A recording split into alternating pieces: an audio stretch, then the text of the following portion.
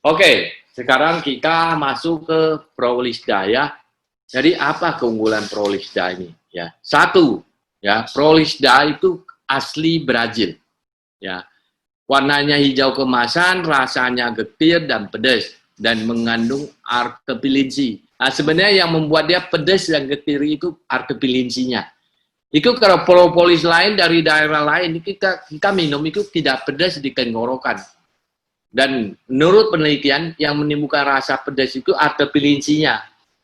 Ya, seperti kita makan cabai kan, cabai menimbulkan pedas kan. Nah, itu karena ada unsur cabainya itu.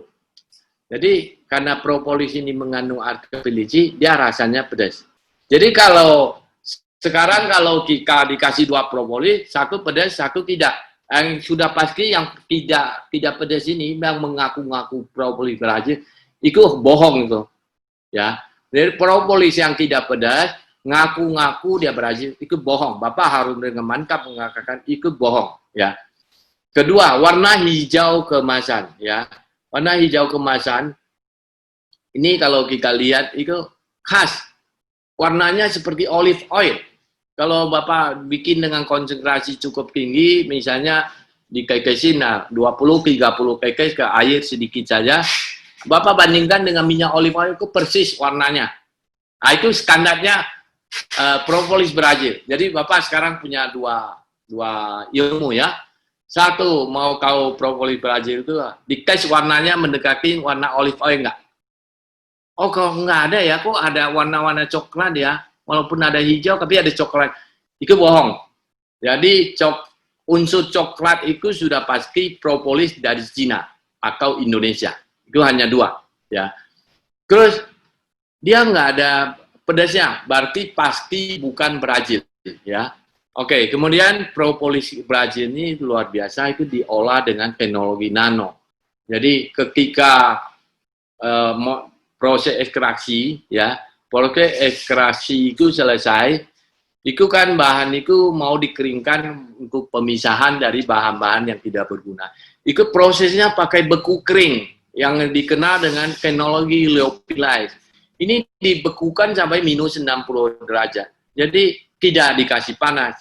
Jadi bahannya akan awet, akan sangat bagus sekali.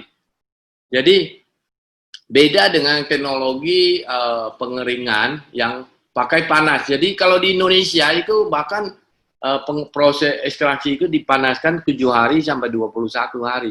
Jadi itu sebagian mungkin 70%, mungkin 80% bahan-bahan bagus itu sudah rusak. Ya. Nah, kalau yang Brazil ini teknologi lyophilize, dia tidak mengalami kerusakan bahan ya.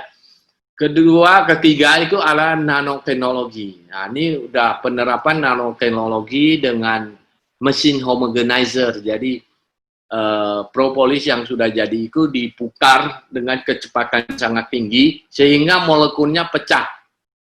Jadi, molekul yang bergandingan itu pecah, yang tinggal hanya molekul-molekul tunggal dengan partikel di bawah 100 nano. Nah, kan bahan kan ada 300 ya. Jadi ada yang agak besar, ada yang agak kecil partikelnya.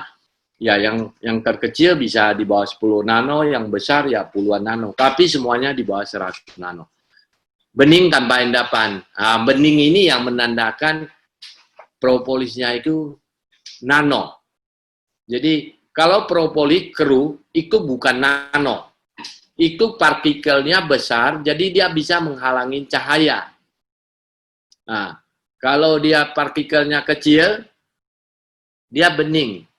Karena cahayanya nggak kehalang. Kalau partikel nano itu dia nggak bisa menghalangi cahaya.